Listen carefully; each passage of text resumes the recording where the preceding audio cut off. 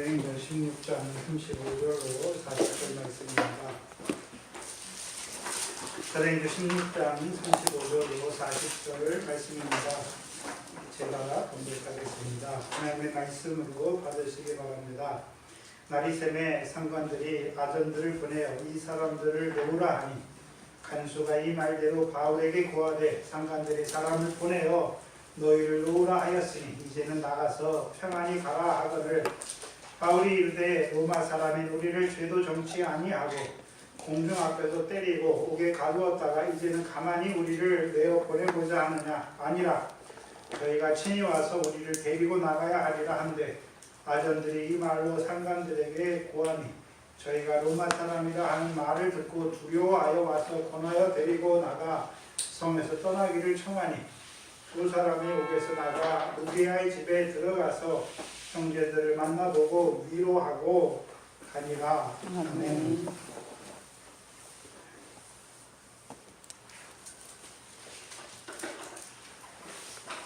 저와 여러분이 예전에 예수 믿을 때 예수 믿으면 천국 가고 예수 안 믿으면 지옥 간다고 생각했을 때 그때는 안 믿는 남편이나 안 믿는 자녀들을 볼 때 마음이 어땠습니까?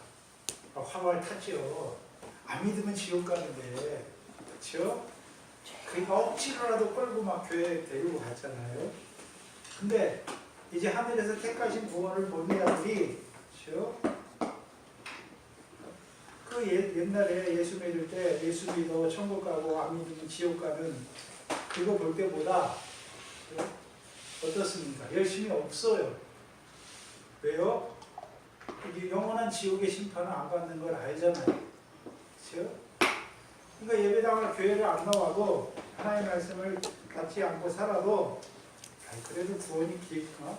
하늘에서 이것이 구원이 있는데 라고 생각하죠. 그러니까 우리가 마음이 타지가 않아요.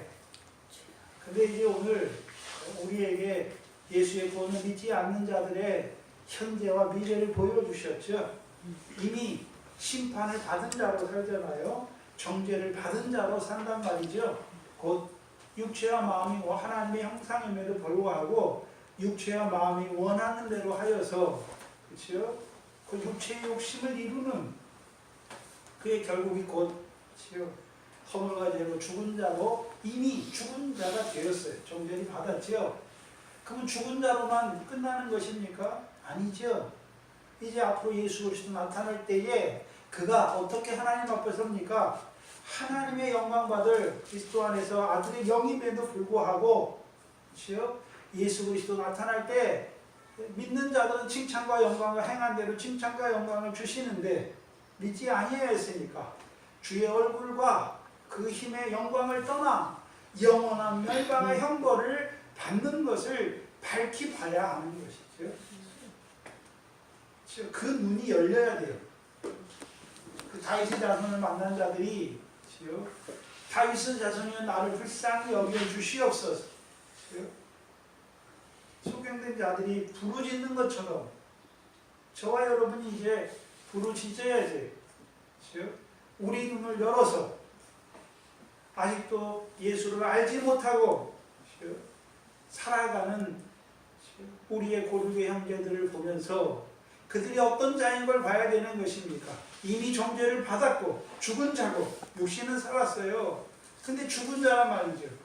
또한 그가 그렇게 살다가 육신이 죽게 되면 이제 예수 그리스도 나타날 때 그 부활의 때에 악을 행한 자는 심판의 부활로 드러나잖아요.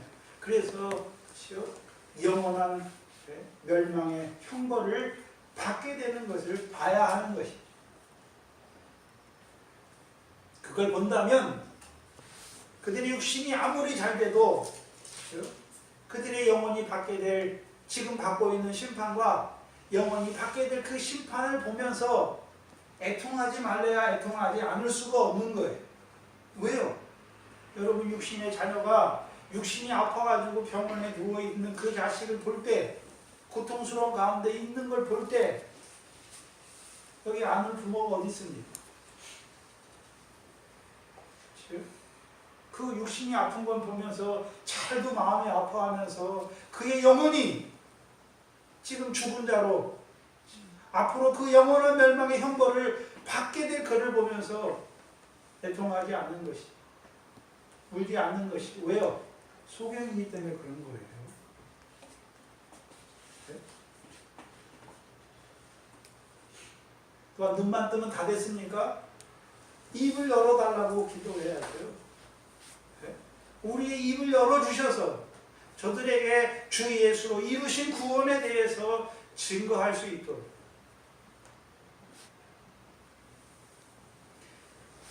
그게 다윗의 자손을 만난 자들의 마땅한 바예요. 오늘 본문은 35절에 보면 날이 새매, 날이 샌다는 것은 물리적인 자연현상을 말하는 게 아니에요. 물리적인 날이 새는 것을 말하는 것도 되지만 물리적인 것 안에 감춰져 있는 하나님의 신령한 역사를 나타내는 것이죠. 자연현상을 말하는 게 아니란 말이죠. 그래서 바울이 감옥에 갇히고 밤중쯤 되어 찬미했지요. 그리고 그 찬미로 말미암아 이제 어둠의 권세를 통해서 이루시는 역사로 말미암아 새벽이 되는 거예요. 그래서 우리가 창세기 1장에 보면 날들의 역사는 다 어떻습니까? 지금 우리가 날들을 계산할 때는 아침이 되고 저녁이 되면 첫째 날이죠. 근데 성경의 창세기 1장에 보면 저녁이 되며 아침이 되니 이는 첫째 날이라 말씀하시죠. 뭐가 먼저 있습니까? 저녁, 어둠의 역사가 먼저 있고, 그렇죠? 그 어둠의 역사를 어둠의 역사를 통해서, 그렇죠? 뭐를 보게 하십니까? 빛의 역사를 보게 하시는 거예요. 그래서 예수께서 우리를 부르실 때도 지금 우리가 어디 가운데 있는지를 먼저 보게 하시는 거예요.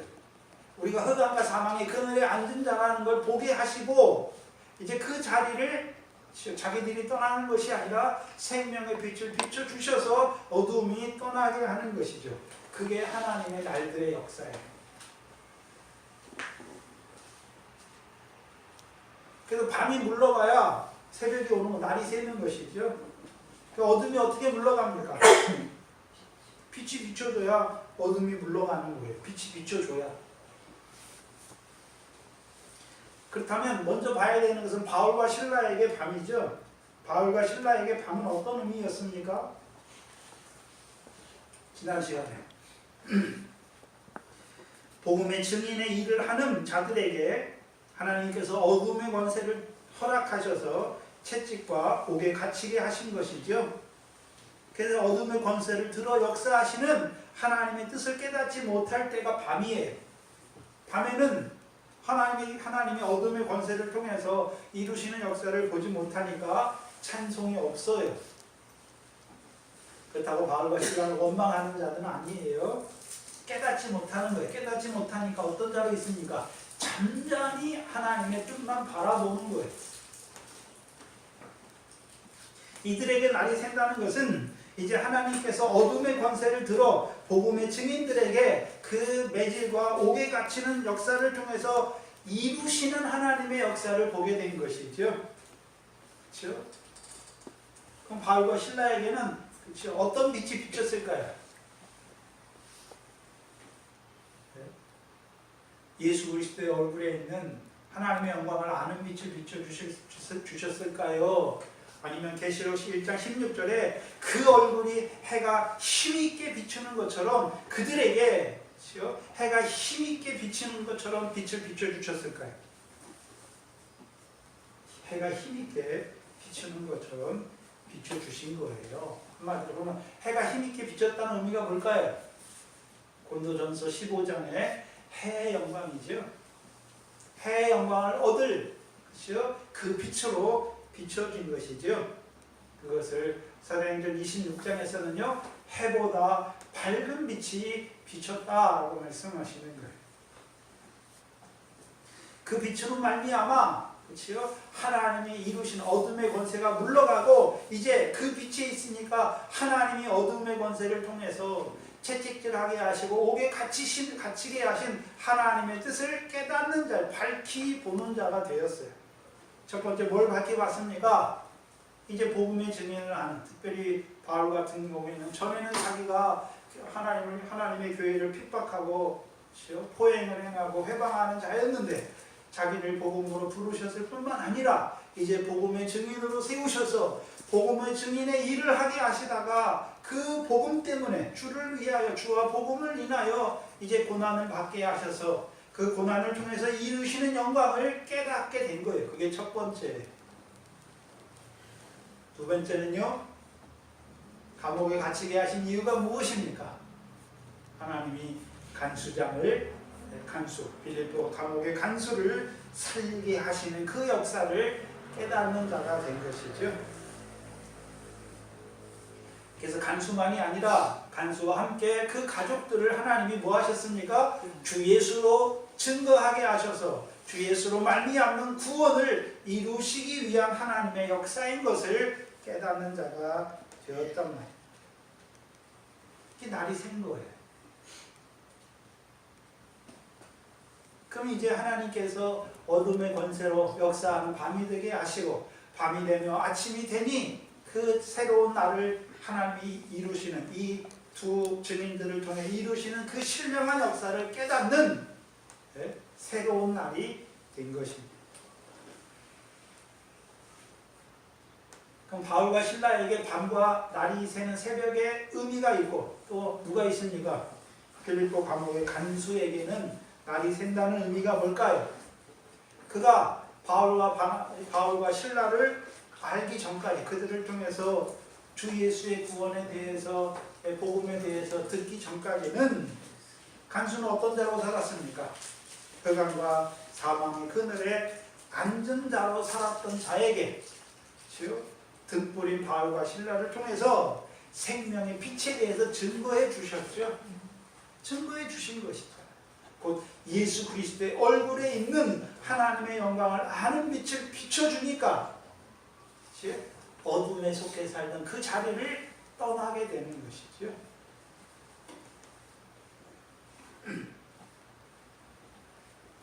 그래서 그 생명의 빛이 비치기 전에 이 간수는 세상에 속한 자로, 어두움에 속한 자로, 세상 신에 속한 자로 살았죠. 곧 마귀가 보여주는 천하 만국의 영광을 위하여 살던 자란 말이죠.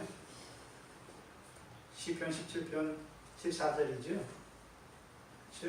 이 세상에 사는데 세상에서 금생에서 분깃을 얻기 위해서 로마의 감옥의 간수의 일을 하는 자란 말이죠.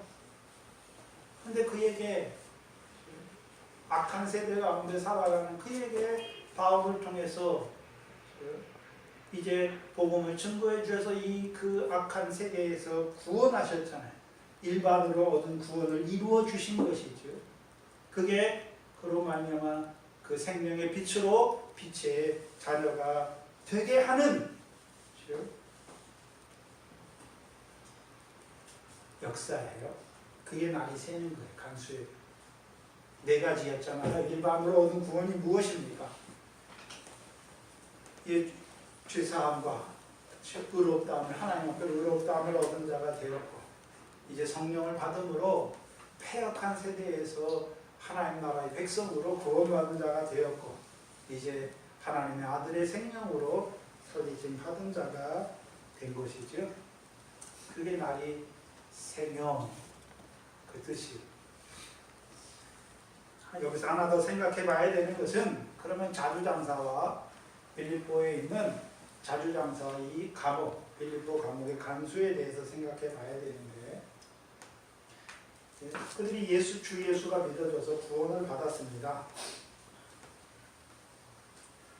받은 후에는 자주장사 루디아는 그 자주장사 일을 때려치고 다른 거 하나요? 감옥의 간수는 그 감옥의 간수의 일을 때려치고 다른 거 하나요? 아니에요. 그 일을 그대로 하는 거예요. 자주장사와 간수의 일을 계속하는 것입니다. 근데 주 예수로 구원을 얻기 전과 얻기 후에 자주장사의 일과 똑같은 일인데 목적이 달라요. 전에 루디아와 또 이 빌립보 감옥의 간수는 둘이 차이가 있잖아요. 루디아는 하나님을 공경하는 자였고 이 간수는요 하나님이 있는지도 모르고 살았던 사회. 먼저 루디아를 생각해 보면 루디아는 율법의 교훈을 따라 하나님을 공경하잖아요. 그렇죠? 근데 아직 주 예수에 대해서는 알지 못했잖아요. 그러니까 율법 아래 살아가니까 율법의 복은 무슨 복입니까? 보이는 세상 복이에요. 그래서 하나님을 공경하는데 왜 공경합니까? 왜 공경하나요? 부자 청년이죠. 하나님을 공경했더니 율법에 복을 주셔서 부자가 된 것이죠. 그럼 빛의 자녀가 된 후에 이 루디아가 자주장사의 일을 계속합니다. 그런데 그 목적이 다르죠. 왜 합니까? 육신의 목숨을 위해서 먹고 살기 위해 그 일을 하는 게 아니에요. 그럼 왜 하는 것입니까? 이제 하나님 나라의 백성이 되었죠. 그 나라와 의를 이루는 자주장사의 일을 하는 거예요. 골로새 3장 23절 24절이죠.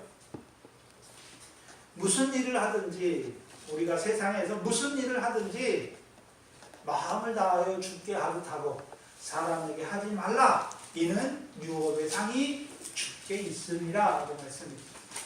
그래서 여러분이 죄 짓는 일 빼놓고 세상적으로 법을 범하는 일 빼놓고 여러분 양심에 꺼리끼는 일 빼놓고 나머지 모든 일은 다 하는 거예요. 근데 뭘 위해서 합니까? 육신 먹고 살기 위해서 하는 것이 아니라 그 나라와 의를 이루는 일로 하는 것이죠.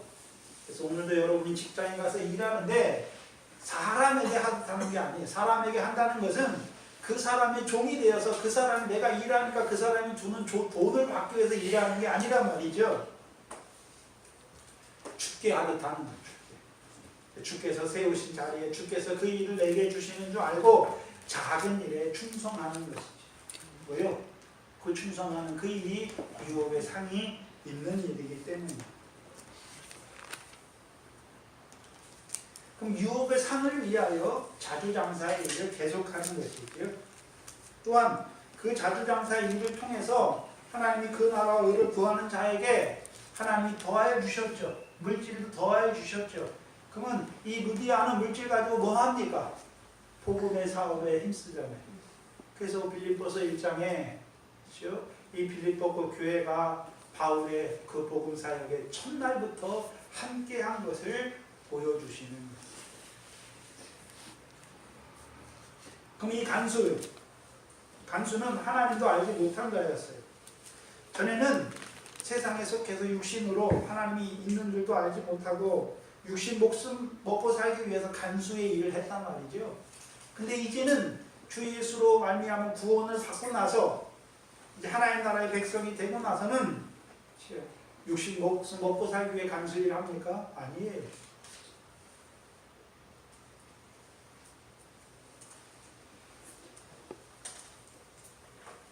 누가복음 3장을 보시면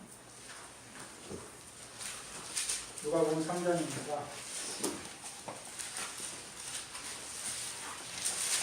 10절로 14절입니다.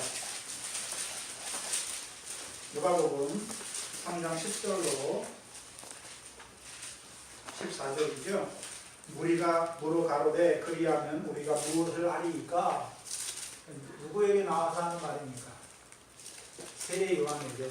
이들은 다 세례 요한의 물세례를 받은 자란 말이에요. 그렇죠? 세례 요한의 물세례가 받아졌어요. 곧 예수에 관해서 자세히 말하며 가르치는 것을 들었지요. 예수의 십자가가 믿어진 자들이란 말이죠. 그럼 믿어진 자들이 세례 요한에게 뭘 말합니까? 그럼 우리가 이제 예수로 우리를 죄에서 구원했으니까 우리가 무엇을 해야 됩니까? 그렇지요? 11절에 대답하여 가로되 옷 두 벌 있는 자는 옷 없는 자에게 나눠줄 것이요 먹을 것이 있는 자도 그렇게 할지니라. 한마디로 뭐 하란 말입니까? 구제하라는 거죠. 구제하는 거예요. 구제.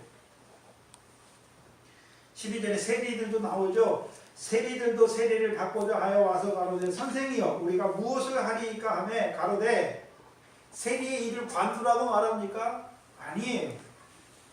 정한 새 외에는 늑칭치 말라.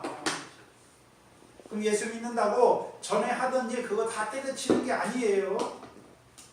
물론 때려쳐야 되는 자들도 있어요. 하나님이 종으로 쓰시기 위해서 세우시는 자들은 세상에 어떻게 하게 하십니까? 다 정리하게 하시는 거예요. 근데 그게 아니고서는 하나님이 종으로 쓰시기 위해서 부르시지 않는 한에는 우리가 하던 일 계속 하는 거예요. 근데 문제는 무엇입니까?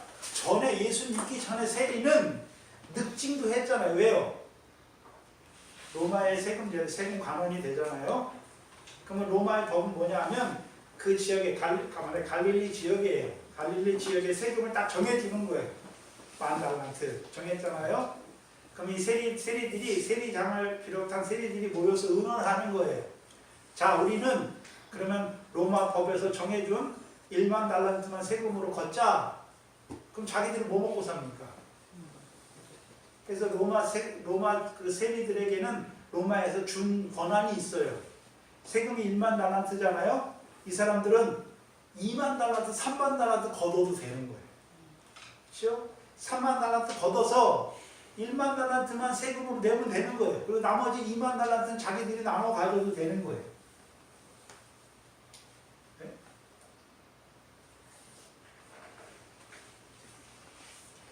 근데 정한 새 외에는 뭐 하라고 말합니까? 늑징치 말라. 14절에는 금병들도 물어 가로되 우리가 무엇을 하리이까?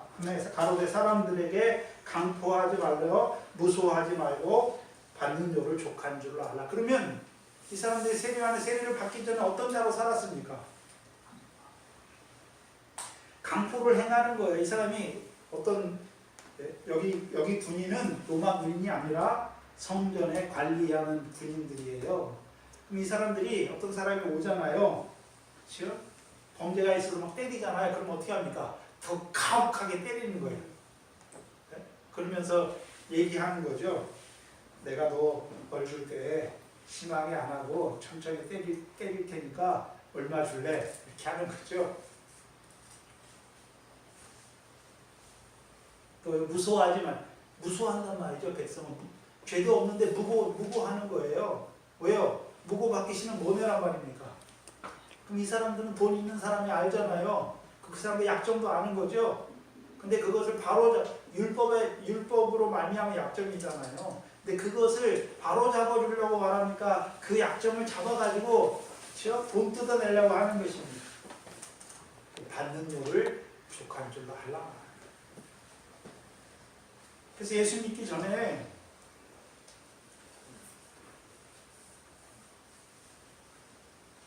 우리가 장사하고 어떤 사람은 공무원의 일을 하고 뭘 하잖아요.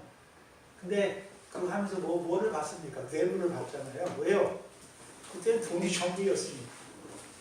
금생에 받는 것이 전부였으니까 양심을 속이든 뭐를 하든 저 사람이 내가 늑징하는 걸로 공고를 받든지 말든지 나만 잘 살면 되는 거죠. 그렇게 살았잖아요. 근데 세례를 받기 위해 나온 그들에게 세례함을 주는 것이 무엇입니까? 늑징치 말아라. 군인들에게 강포하지 말고 무소하지 말고 받는 요를 족한 줄로 알라.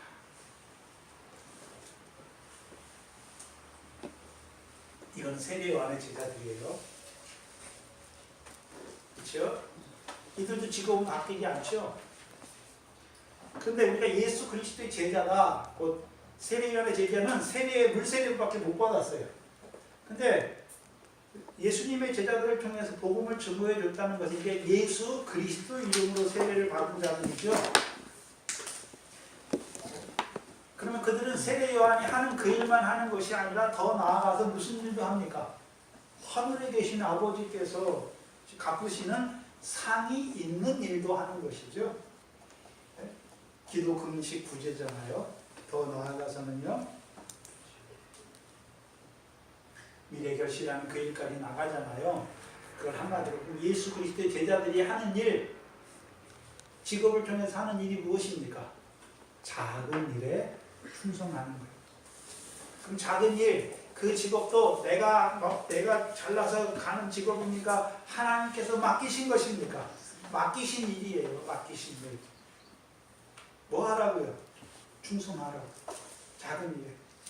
그리스도인으로서 작은 일에 신실하라고 맡겨주시는 거예요.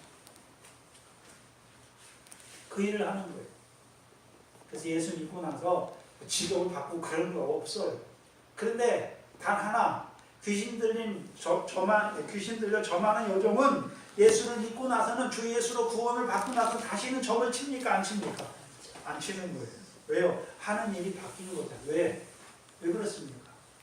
헛된 일이잖아요. 우상을 섬기는 건 헛된 일이기 때문에 이제 하나님 한 분의 우상이 없는 걸 알았잖아요. 그럼 자기가 하는 점치는 일이 그게 바른 일입니까? 유업의 상이 없는 헛된 일입니까? 헛된 일인 걸 아는 것이. 그래서 예수 믿고 나서 직업을 바꿔야 되는 사람들이 있어요. 그냥 해도 되는 사람이 있고, 죄를 짓는 일, 자기 양심에 꺼리는 일을 하는 사람들은 예수 믿고 나서 바꿔야 되는 거예요. 직업.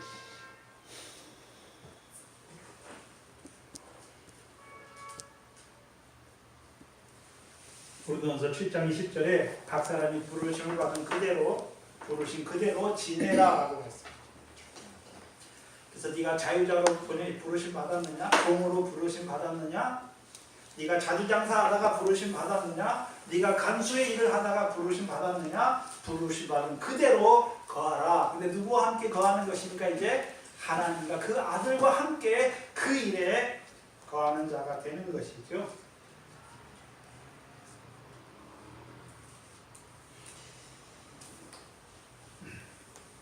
35절에 보면 나리샘의 상관들이 아전을 보내어 이 사람들을 놓으라 하니, 자, 빌립보 성의 재판관들이죠. 집정관들인데, 특별히 재판하는 집정관들인데 이들이 그냥 놓아주잖아요. 왜 그냥 놓아줄까요? 왜 그냥 놓아줄까요?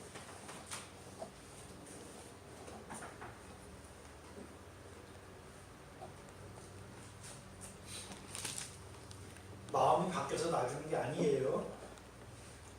네? 뭐 하나님이 이 재판장들의 마음을 바꿔가지고 놔주는 게 아니에요. 왜 그냥 놔줍니까?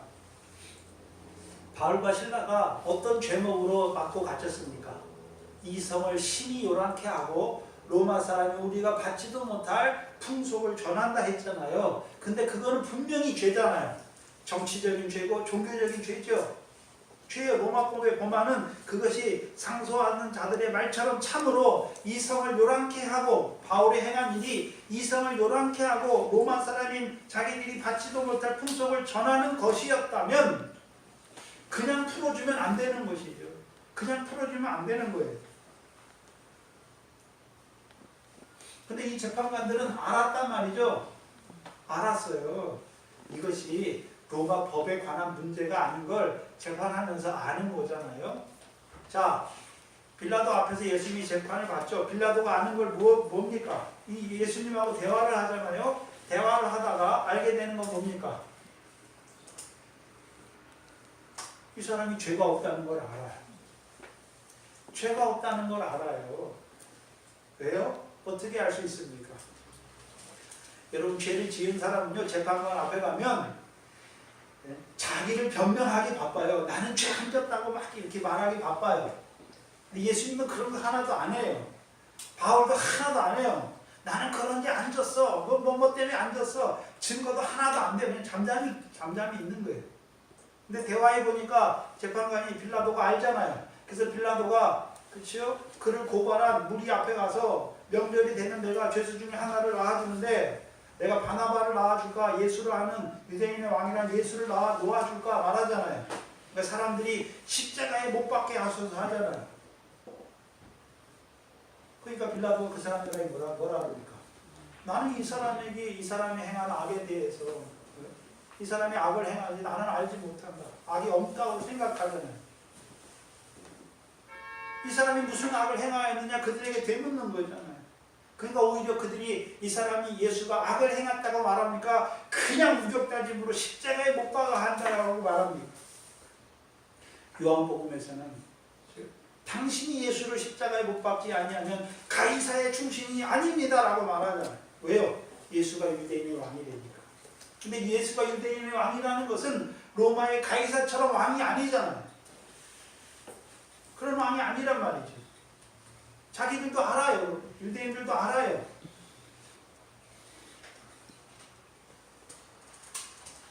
세상적인 왕이 아니라 언약에 하나님이 보내신 언약으로 말미암은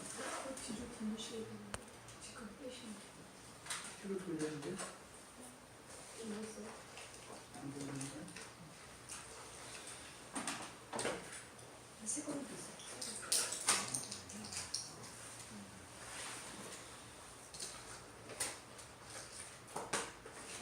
안 돌리는데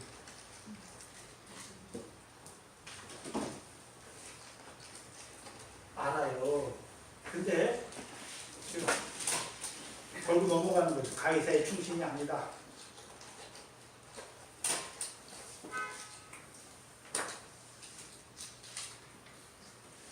그럼 이 재판관들도 이 빌립보에 있는 재판하는 행정관들도 알아요.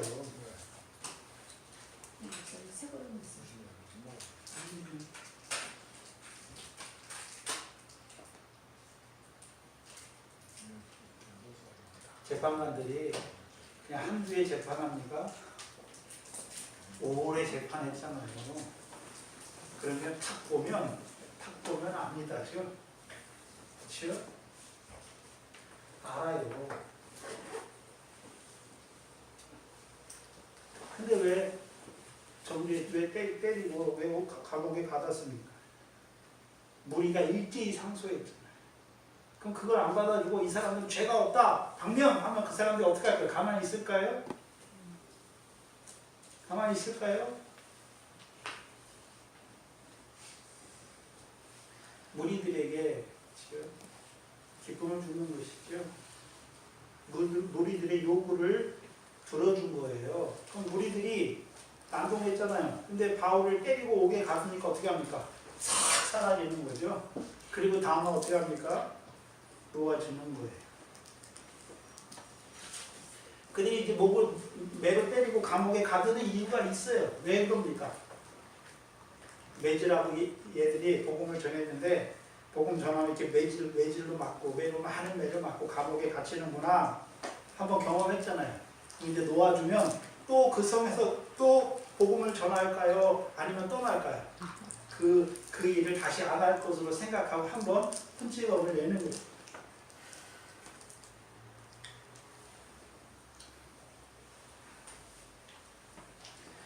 그 36절에 간수가 이 말대로 바울에게 고하되 상관들이 사람을 보내어 너희를 놓으라 하였으니 이제는 나가서 평안히 가라 하금을 말하죠. 잘 생각해야 되는 게 분명히 상관들은 그 재판관들은 아전들을 보내서 감옥에서 나가라 가라 라고 말하잖아요. 그냥 놓아 풀어주잖아요. 근데 간수가 이 말을 아전들에게 들었고 이 간수가 바울과 실라에게 전할 때에는 붙었잖아요. 뒤에 뭐가 붙었습니까? 뭐가 붙었나요? 상관들이 말하는 곳에서 덧붙여 있잖아요. 뭐가 덧붙여 있나요? 평안히 가라. 상관들이 말할 때는 그냥 가라고 말했지 평안히 가란 말이 없지요. 없어요. 근데 이 간수가 말을 옮길 때에는 그렇죠? 그냥 놔뒀으니까 그냥 가라 말합니까? 평안히 가라고 권하는 것입니다. 평안히 가라는 거죠. 그러면 이 간수는 어젯밤에 무슨 일이 있었습니까? 주 예수로 말미암아 구원을 얻었잖아요. 구원을 얻었다는 말은 자 우리가 평안을 비는데 내가 평안을 받았으니까 내게 있는 평안을 비는 거예요. 평안을 받은 자가 평안을 비는 거예요. 자기에게도 없는 평안을 빌 수 있습니까? 평안이 뭔지도 모르는데 아니에요. 평안이 아니까 평안을 알고 평안을 받았으니까 평안을 비는 것이. 같은 경우는 10장입니다.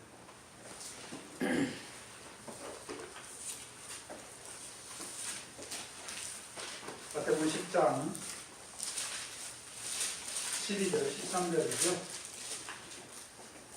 제자들을 이제 한국 복음을 위한 복음의 증인들로 보내실 때 12절, 13절에 14절이죠. 12절, 13절에 또 그 집에 들어가면서 평안하기를 빌라.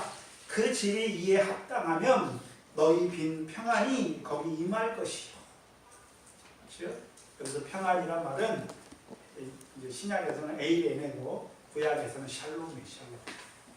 샬롬. 하나님이 주시는 평화, 화평, 그게 다 샬롬이에요. 그럼 간수의 집에는 뭐가 임했습니까? 복음을 증거하는 자들로 뭐가 임했습니까? 평안이 임했단 말이죠. 에이레네가 임한 거예요. 평화가 임한 것이죠. 그럼 누가 주시는 평안이었습니까? 바울이 주는 평안입니까? 아니에요. 10장 40절이죠. 마태복음 10장 40절을 보면 알 수 있어요.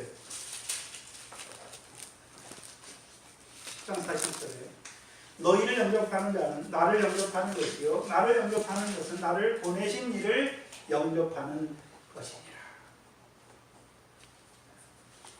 그럼 이 간수가 바울과 신라를 영접했지요. 그러면 바울과 신라만 영접했습니까? 그를 보내신 예수 그리스도를 영접한 자입니까?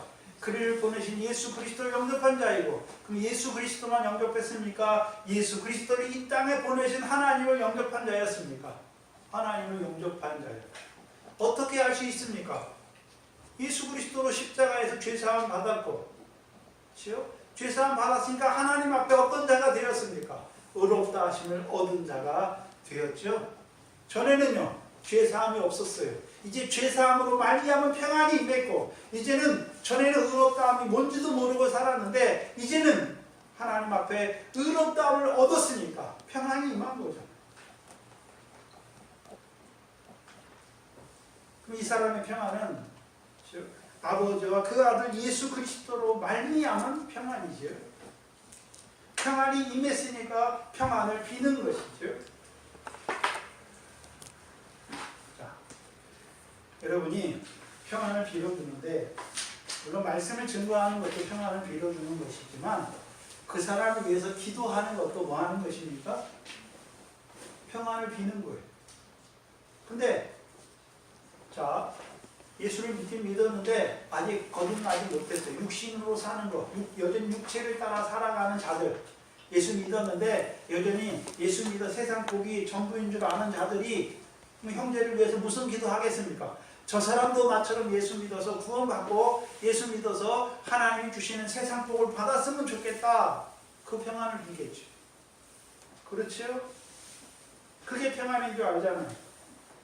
그러나 이제 예수 그리스도로 말미암아 죄사함과 의롭다 하심을 얻고 성령을 선물로 받아서 이제 하나님 나라의 백성이 된 자들이, 그렇죠? 형제를 위해서 비는 평안은 무슨 평안이겠습니까? 저로 하늘의 상과 영광을 더하는 그 하나님 나라의 의를 구하는 자가 되게 해달라고 기도하겠죠. 다른 거예요. 그럼 여러분들은 어떤 평안을 빕니까? 우리가 형제여 자매여 모친이잖아요. 형제를 위해서 평안을 빌고 있습니까? 형제를 위해서 기도하고 있냐 말이죠.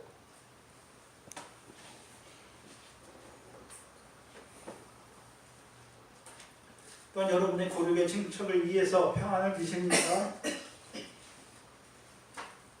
평안을 빌면 평안이 임하게 돼 있어요.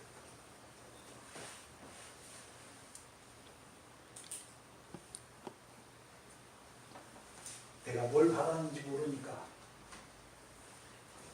왜요? 믿는 것에 관심이 없어요. 온통 관심이 뭡니까? 세상적인, 육신적인.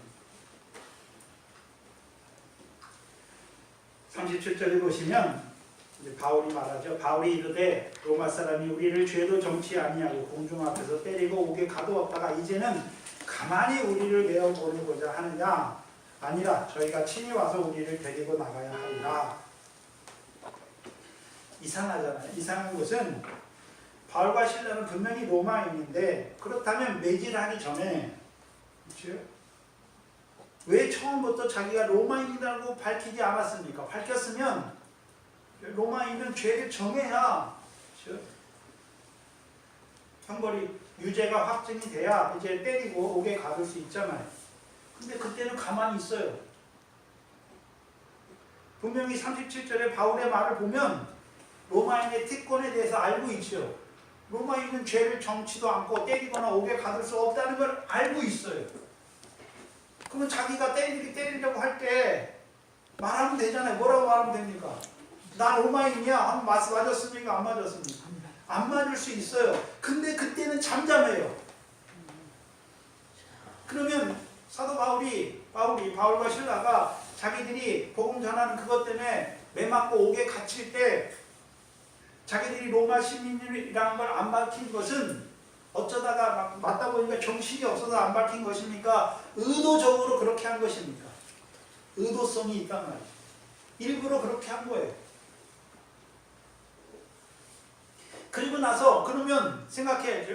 그러면 감옥에서 풀려날 때도 자기들이 로마인인 걸 밝힐 필요가 없잖아요. 생각해보고. 안 밝혀도 될 것 같은데 다 끝났는데 이제 맞고 감옥에 갇힌 거 다 끝났는데 끝난 뒤에 자기들이 로마인인 걸 밝히죠. 왜요? 왜 밝힙니까?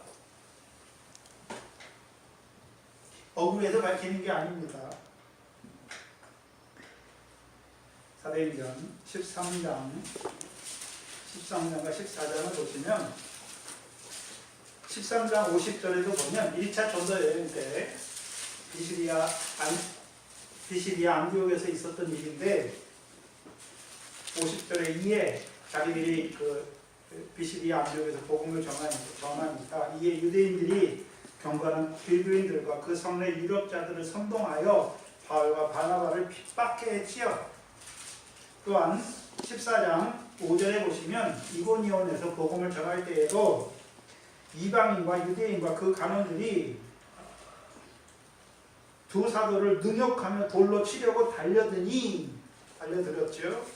그리고 14장 19절 20절이죠. 19절 20절에 보면 유대인들이 안디옥과 이고니온에서 와서 우리를 초인하여 끌어들여 돌로 바울을 쳐 죽은 줄로 알고 성 밖에 끌어 내치니라 말씀하십니다.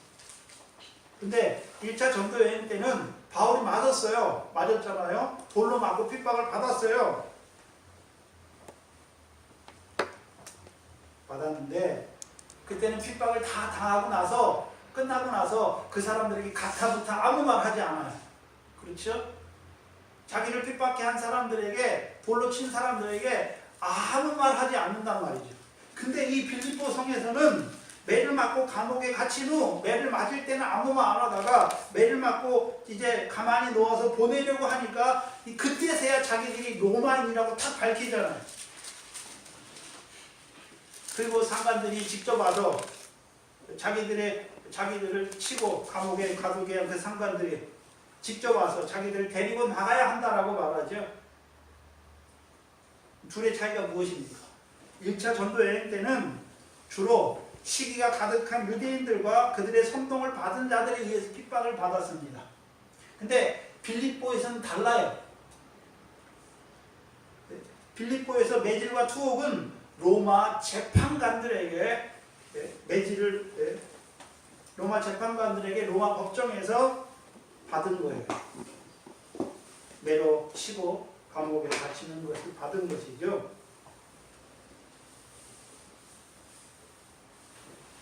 그러면 이들 법관들은 생각해 봐야 되는데 이들 법관들은 유대인들처럼 시기가 가득해서 바울과 실라를 매질하고 감옥에 가는 것은 아닙니다.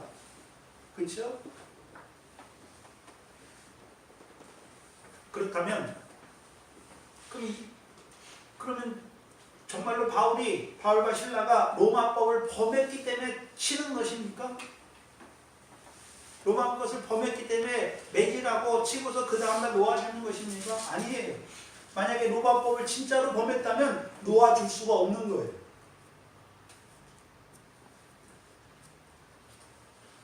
백성들의 요구를 들어준 것이죠. 그리고 그 복음 전하는 일, 그거를 그치게 하기 위해서 때린 것이죠. 뭘 보면 알 수 있냐면 바울의 말에 힌트가 있어요. 바울의 말에. 오늘 보면 바울의 말에 37절에 바울이 뭐라고 하는가? 로마 사람인 우리를 죄도 정치 아니하고 공중 앞에서 때리고 옥에서 가두었단 말이죠. 그럼 죄가 있어서 맞았단 말입니까? 죄가 없어서 맞았다는 것입니다. 유죄 판결도 안 받았는데 우리를 감옥에 치고 감옥에 가둔 것이죠. 그렇다면 이 말을 하는 이유가 뭡니까? 다 복음의 핍박을 받고 다 끝난 다음에 이 말을 하는 이유가 뭔가요? 뭘 나타내냐 하면 복음을 전하는 그것이 참으로 로마의 이성을 심히 요란케 하고 로마 사람이 받지도 못할 풍속을 전하는 게 아니란 말이죠. 참으로 로마법을 위반한 것이 아니란 거예요. 만약에 참으로 복음을 전하는 것이 로마 그 성을 크게 요란하게 하고 로마 사람의 풍속을 해치는 그거였다면, 참으로 그게 위법이었다면 내보내면 안 되는 거죠. 그냥 죄가 없는 것처럼. 근데 바울이 그렇게 하는 의도가 있어요. 바울이 왜 막 다 맞고 나서 바울이 왜 자기가 로마 사람이라고 합니까? 뭘 말하냐면 참으로 복음을 전하는 것은 성을 요란하게 하는 것이 아니에요. 그 소란을 인해서 고소하는 자들 상소한 것처럼 바울이 참으로 복음을 전하는 게 성을 요란하게 하는 것입니까? 아니란 말이죠. 로마 또한 복음이 로마 사람이 받지도 못하고 행치도 못할 풍속 중에 하나입니까? 아니에요. 근데 만약에 바울이 거기서 자기가 로마 시민이 아니다 하고 그 법정에서 때리는 대로 맞고 간다면 거기에 있었던 그 바울을 고소하던 자들과 그 무리가 송사했잖아요. 그 무리가 어떻게 생각할 겁니까? 참으로 그게 죄라고 생각하는 거예요. 그런데 만약에요, 이 관수들이 와가지고, 그 상관들, 재판관들이 와가지고, 그렇죠? 바울에게 사과를 하잖아요. 그러면 그 사과의 소문이 퍼질 거 아닙니까? 퍼져요. 퍼지면 그 빌립보 사람들이 복음을 전하는 것은 이성을 요란하는 게 하는 법을 위반하는 게 아니구나. 로마 사람이 받지도 못할 풍속이 아니구나. 왜요? 바울이 로마 사람이잖아요. 바울과 신라가 로마 사람이잖아요. 그럼 로마 사람이 복음을 전하는 것이, 복음으로 사는 것이 받지 못할 풍속입니까? 아니에요. 받아도 되는 거죠.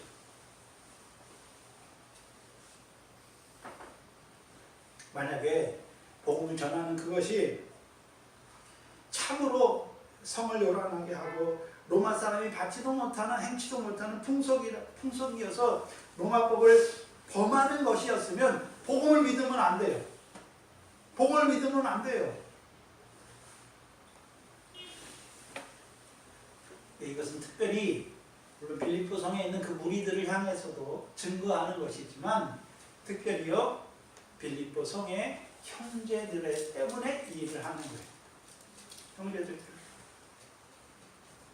구원받은 형제들 있잖아요. 복음으로 말미암아. 그럼 자기들은 복음으로 말미암아 구원을 받았잖아요. 근데 그것이 큰 성을 요란하게 하는 것이고, 그렇죠? 그 다음에 로마 사람이 받지도 못할 풍속이라면 어떻습니까? 그럼 자기들이 로마와는 별개로 떨어져 살아야 되는 거죠. 그럼 거기서 자주장사하면 안 되는 거예요. 거기서 간수로 먹고 살면 안 되는 것이. 그들에게 증거하는 거예요. 복음으로 말미암아 구원을 이루는 것은 이제 구원받은 자들이 로마법을, 그렇죠? 복음으로 말미암아 살아난 자들이 로마의 법에 성을 요란하게 하는 것도 아니고, 그렇죠? 로마 풍속을 해야 하는 것도 아니란 말이죠. 그리고 또한 이제 구원받은 자들이 그러면 로마법은 우리하고 상관없습니까? 우리 로마법 무시해도 돼. 그런 게 아니에요.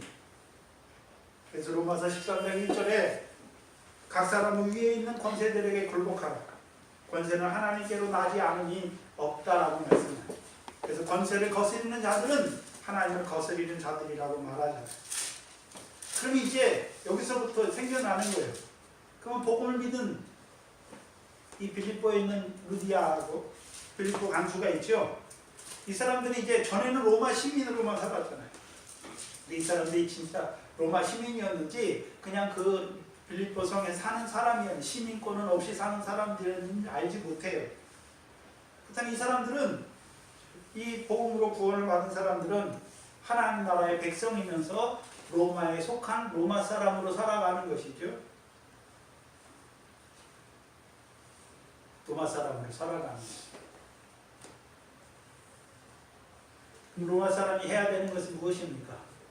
가이사의 것은 가이사. 근데 이들이 또 하나님의 백성이죠. 하나님의 것은 누구에게? 하나님께. 그럼 가이사에게, 하나님이 세우신 권세에게 가이사에게 드려야 되는 것, 바쳐야 되는 것이 무엇입니까? 공세, 세금 이런 거 내야 되는 거예요. 우리가 구원받았어요. 하나님 나라 백성이 됐잖아요. 그럼 나는 하나님 백성이니까 이제 세상 나라하고는 아무 상관이 없어. 국방의 의무도 안 하고, 납세의 의무도 안 하고, 근로의 의무도 안 하고, 교육의 의무도 안 하고, 네? 그렇게 하는 말입니까? 아니란 말이에요. 권세에 굴복하는 거예요. 근데 차이가 있어요. 지금까지 로마 사람으로만 살았던 그들은 로마 나라가 전부였잖아요. 이제 근데 하나님 나라의 백성이 됐어요. 그래서 하나님 건 하나님께 드리고 가이사의 건 가이사에게 드릴 때 차이가 있어요. 그냥 로마 백성으로만 사는 것하고 하나님 나라의 백성으로 로마의 백성으로 사는 자들에겐 차이가 있어요. 하나님 나라의 백성인데 그들은 가이사가 주는 것으로 사는 것입니까? 아니에요. 우리가 믿었잖아요. 저와 여러분이. 그럼 이 세상에 있는 게 다 누구 겁니까? 하나님의 것이죠. 누가 주신 것입니까? 언제 우리가 그 나라와 우리를 구할 때, 구하는 자로 살아갈 때 이 모든 것을 하나님이 주셨죠. 하나님이 주신 걸 가지고 하나님께 드리고 하나님이 주신 걸 가지고 하나님이 세우신 권세에 공세를 드리는 거예요. 전혀 다른 개념이에요. 그 전에는요, 내가 벌어서 나라에 바치는 거죠. 하나님이 없었으니까 하나님께 드리는 생활도 없었고.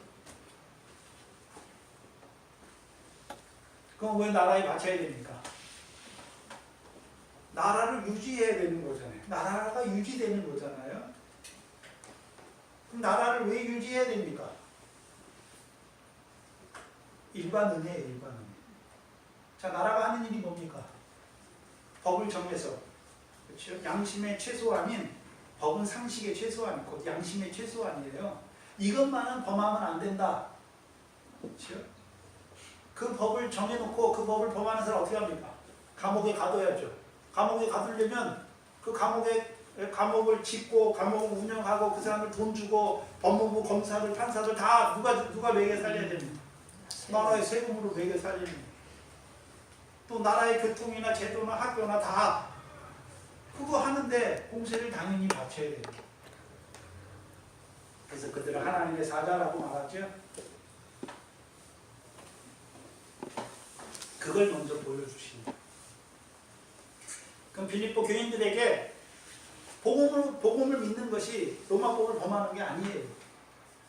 성을 어지럽게 하는 것도 아니에요. 로마 사람이 받지도 못할 풍속이 아니란 말이죠. 그러면 이제 너희가 하나님 나라의 백성으로서 이 세상에 살아갈 때 어떤 자로 살아가야 하느냐 묻는 것이 보여주는 거예요. 로마 권세는 우리를 핍박하니까 그들을 대적하고 싸워서 이기는 그런 대상이 아니란 말이죠. 하나님이 세우신 권세예요. 그러나 하나님의 백성으로 그 세상 나라 권세 아래 사는 것이 아니라 세상 나라를 누가 다스리십니까? 하나님이 다스리시잖아요. 그럼 우리는 하나님 나라의 백성으로 하나님이 세우신 권세 아래 그 나라에 살아가는 것이죠. 근데 중요한 것이 무엇입니까? 가이사가 주는 것으로 사는 것이 아니라 하나님께서 주시는 것으로 하나님께 바치고 가이사에게 공물을 내는 자로 살아가야 하는 거예요.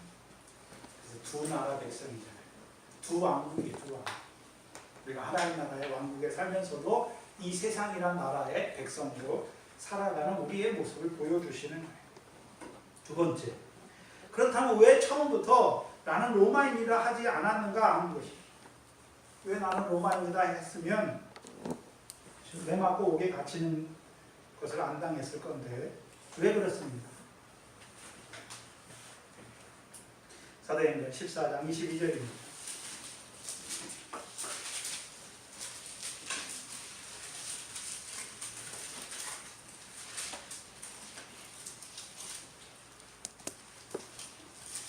사도행전 14장 22절이죠.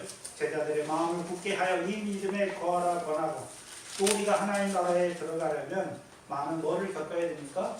환난을 겪어야 되는 것이죠. 그러면 믿는 자들 앞에 뭐가 있습니까? 환난이 있는 걸 보여주시는 것이죠. 데살로니가 전서 1장 6절입니다.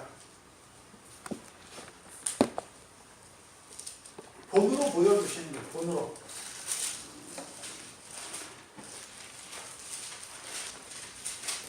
데살로니가전서 1장 6절에 또 너희의 많은 환난 가운데서 성령의 기쁨으로 도를 받아 우리와 주를 본받는 자가 되었다. 뭐를 본받는 자가 되었습니까?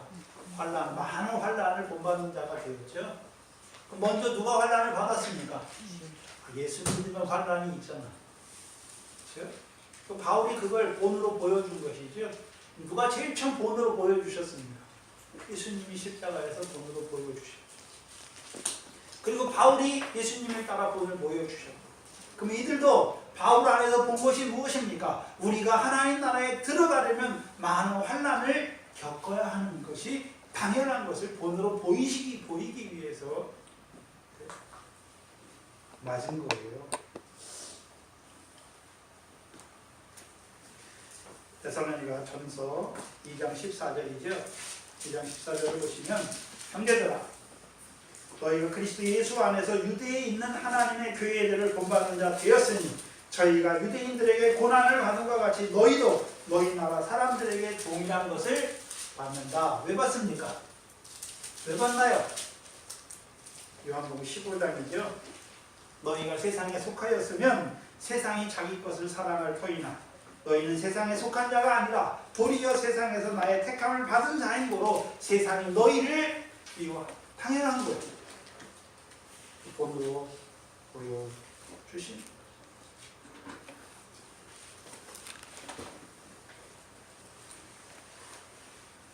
만약에 바울이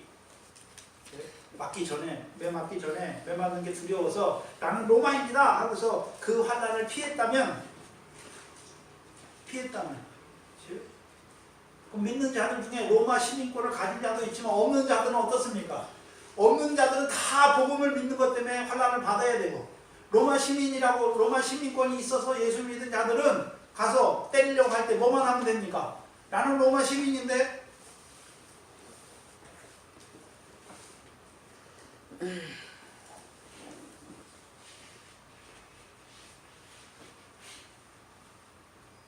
그럼 우리에게 환난을 주시는 이유가 무엇입니까? 증거예요, 증거.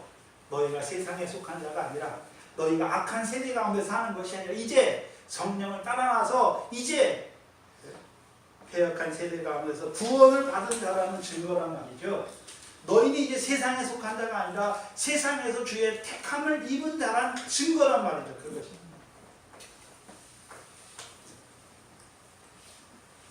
다음 데살로니가 후서죠. 후서 1장에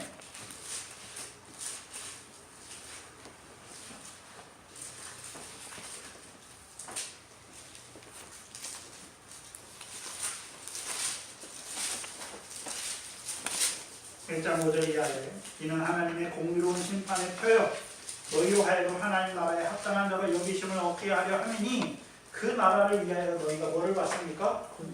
그럼 바울이 먼저 고난을 받아야 돼요. 뭐를 위해서요? 그 나라를 위해서.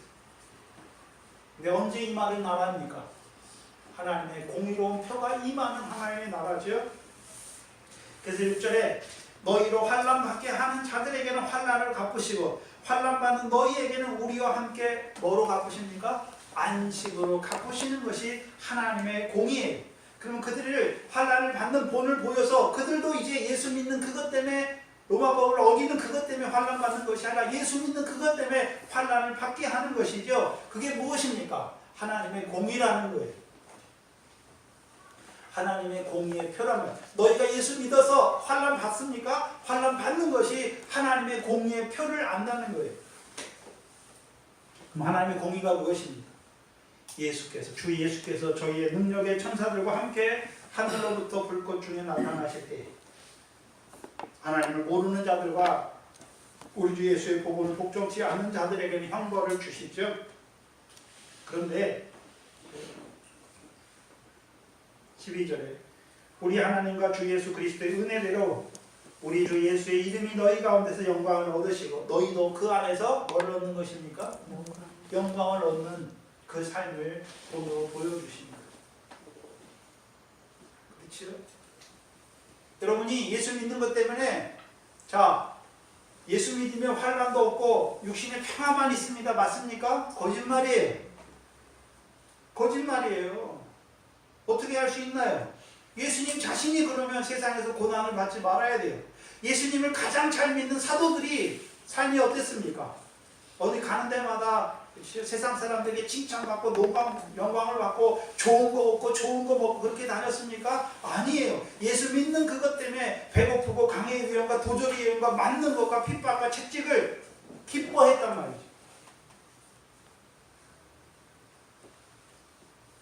예수 믿어 세상 평안을 말하는 건 거짓말이에요. 왜요? 세상에서 평안을 얻기를 바라니까. 근데 저와 여러분은 세상에 속한 자가 아니란 말이죠. 세상 평안을 따라 사는 자가 아니에요. 예수 그리스도로 말미암아 주시는 그 평안, 아버지 하나님께서 주시는 그 평안을 바라봅니다. 무슨 세상 평안을 바라십니까? 예수께서 주시는 평안은 너희가 환난을 당하나 담대하라. 내가 세상을 이기었노라. 내가 너희에게 평안을 주노니 환난이 없는 평안이 아니에요. 환난 가운데 있지만 하나님이 그 환난을 통해서 그들에게 이루시는 역사로 말미암아 평안을 누리게 하시는 거예요. 이 빌립보 성의 사람들도 고난이 있을 것을 아는 거죠. 환난이 있을 것을 아는 거예요. 근데 그 환난을 통해서 무엇을 이루십니까? 하나님의 영광을 이루십니다. 위로를 이루신다.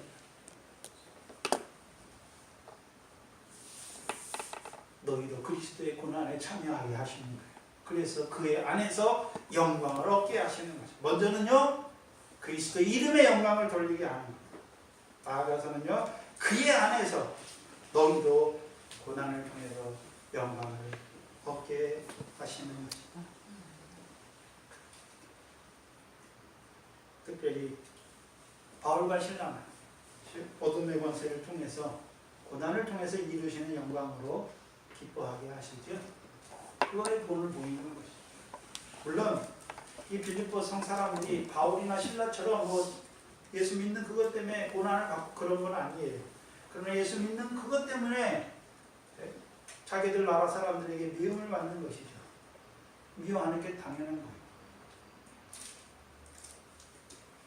이상히 여기지 마세요. 세 번째는 고린도후서 3장입니다. 고린도후서 1장입니다.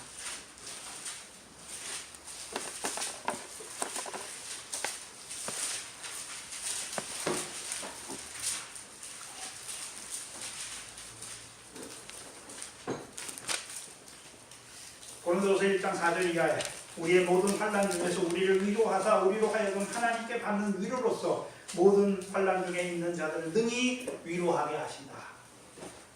그 환난 받는 자들, 바울이 환난을 받았죠. 근데 하나님이 위로를 주셨어요. 그럼 바울에게 주신 위로가 무엇이었습니까? 고난을 통해 이루시는 영광이잖아요. 핍박을 통해서 하늘의 상을 더하게 하시는 그것 때문에 오히려 핍박 가운데 원망하거나 불평하는 것이 아니라 하늘의 큰 상을 더하는 것으로 알고 기뻐하고 즐거워하는 것이죠. 또한 그 일을 통해서 이제 빌립보 감옥의 간수의 가정을 하나님이 어떻게 하십니까? 살리셨잖아요. 그게 위로예요. 그런데 바울에게만 위로입니까? 그것이 능히 환난 중에 있는 너희에게도 위로가 되는 것입니다. 환난 중에 있는 성도들에게도 위로예요. 왜요? 환난 받는 너희에게는 반드시 하나님이 뭐로 갚으십니까? 위로로 갚으신단 말이죠. 안식으로 갚으신단 말이지. 그래서 5절에 그리스도의 고난이 우리에게 뭐 했습니까? 없습니까? 넘쳤습니까? 넘쳤어요. 예수 믿으면 고난이 넘칩니다. 환난이 넘칩니다. 그게 복이에요. 이상한 소리 같죠? 근데 그게 성경의 말씀 그대로예요. 제가 뭐 거짓말 합니까? 그리스도의 고난이 우리에게 넘친 것 같이. 우리는 누굽니까? 이 고린도후서를 쓰는 바울과 디모데와 그런 자들 뭐가 넘쳤습니까? 그들의 삶에. 그들이 복음의 증인을 할 때 어디 가든 사람이 알아주고 높은 자리 좋은 거 대접받고 그랬습니까? 고난이 많습니까? 이 고난이 왜 넘쳤습니까? 위로도 그리스도로 말미암아 넘치는 것을 경험하게 하신 거예요. 경험했어요. 여러분이 환난 받습니까? 시험과 연단을 받습니까? 근데 그 시험과 연단이 끝난 후에 나는 비록 깨닫지 못할지라도 그 시험과 연단이 끝난 후에는 분명히 뭐가 있습니까? 하나님의 위로가 있어요. 위로가 무엇입니까? 그 시험과 환난을 통해서 이루신 역사를 하나님이 깨닫게 하신다. 6절에 우리가 환난 받는 것도 너희의 위로와 구원을 위함이다. 그러면 복음 전하는 자들이 환난 받는 이유가 무엇입니까? 첫 번째요, 구원을 위해서. 너희의 구원과 너희의 위로를 위해서요. 위로 받는 것도 너희의 위로를 위함이니. 그럼 바울이 받는 위로도 먼저 하나님이 바울을 위로해 주셨지만 또 그 위로가 누구를 위한 겁니까? 성도들을 위한 거예요. 왜요? 너희도 이제 예수를 믿게 되면 너희도 환난이 있을 건데 환난을 받는 자에게 반드시 하나님이 그리스도로 말미암아 뭘 주십니까? 위로를 주신다는 거죠.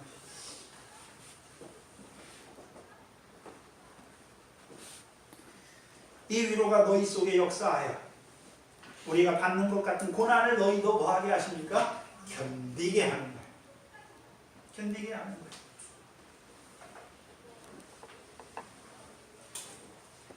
고난이 많습니까? 환난이 많습니까? 그리스도의 위로가 충만할 것입니다. 우리가 이 땅에서 예수 믿는 것 때문에 잃어버리고 빼앗기고 고난받고 환난을 많이 받습니까? 그리스도의 위로로 그리스도 안에 있는 그리스도로 말미암은 위로를 하나님이 우리에게 주시지요. 언제요? 하나님의 공의가 실현됩니다.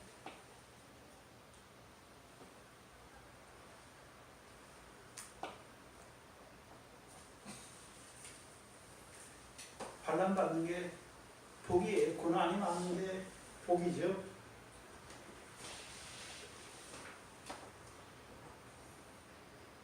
38절에 자전들이 이마교 상관들에게 고하니 저희가 로마 사람이라 하는 말을 듣고 두려워하죠. 생각해 보세요. 이 사람들이 두려워하잖아요. 만약에 바울과 실라가 전 로마인이지만 법을 어겨서 재판을 받고 때렸다면 두려워할 필요가 없죠. 근데 죄가 아니잖아요. 죄가 아닌데 그냥 쳤고 다음날 그냥 내보내러 가는데 로마 시민이라 하니까 자기들이 재판을 잘못한 것이죠. 그래서 로마 시민에게 대해서 재판을 잘못한 사람은 반드시 형벌을 받게 돼 있어요. 근데 두려워한 거예요. 바울과 실라가 뭐라고 두려워합니까? 자기들이 처음에 볼 때는 아무것도 아닌 사람이 근데 로마 사람이라고 말하니까 두려워진 거죠. 왜요? 자기들이 만약에 로마 법대로 떳떳하게 했으면 두려울 것이 있습니까? 없습니까? 없어요. 로마 법대로 한 게 아니란 말이에요. 와서 권하여 데리고 나가 성에서 떠나기를 청하죠. 그래서 와서 친히 데리고 나가잖아요. 왜 권하여 데리고 나갑니까? 네?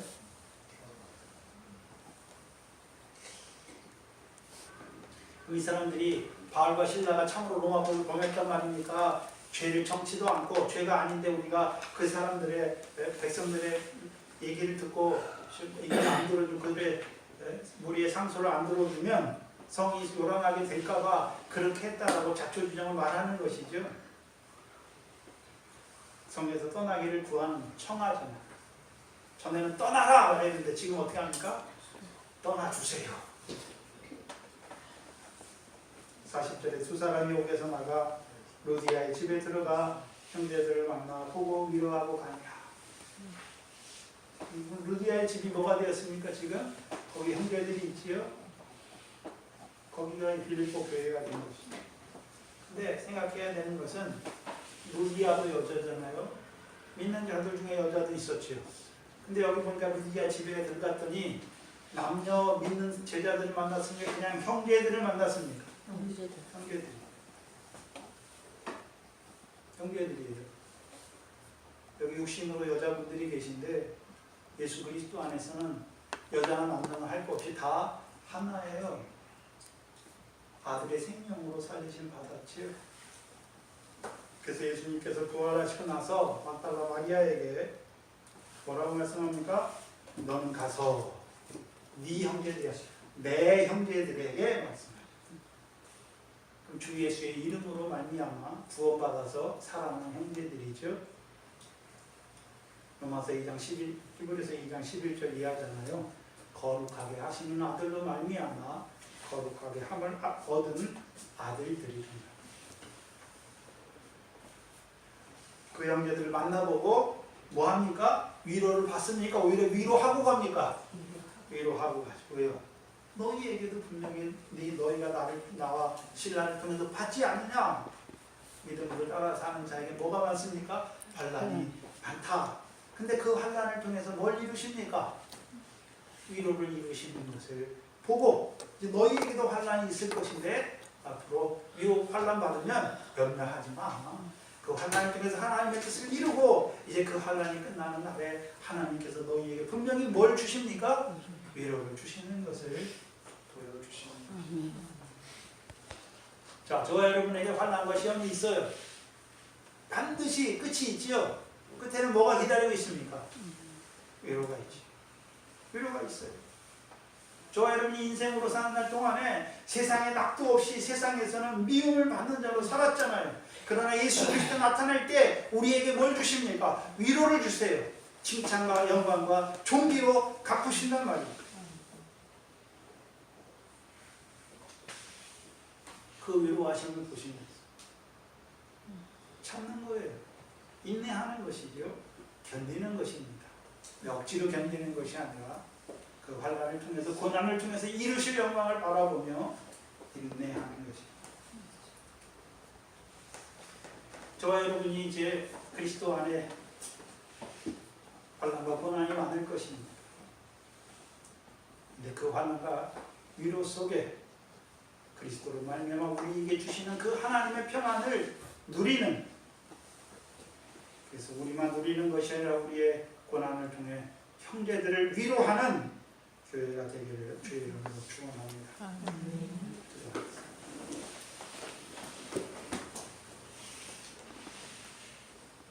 주 예수로 말미암아 우리를 구원하시고 이제 일반으로 얻은 구원받은 백성에게 믿음으로 살아가는 그들에게 그들 앞에 있을 그 환난과 고난을 오늘 말씀을 통하여 우리에게 나타내 주시고 그 환난을 통해 이루시는 그 위로와 그 평안을 우리에게 보여주시는 아버지 하나. 우리가 이제 이 땅에서 믿음으로 말미암아 나그네요 행과 외국인 같은 자로 살아가는 것은 예수 그리스도 나타날 때에 우리에게 주실 그 은혜와 위로를 사모하기 때문에 오늘도 이 세상에서 환난을 받으나 고난을 받으나 오히려 그리스도의 위로로 말미암아 그 환난을 넉넉히 이기게 하시니 감사합니다. 너희가 세상에서 환난을 당하나 담대하라 말씀하신 거죠.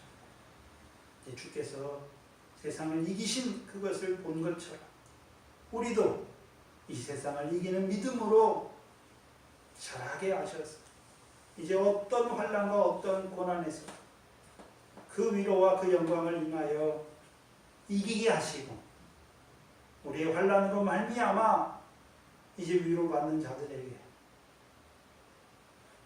환난을 받는 자들에게 위로하는 저희들 되게 하여 주시옵소서.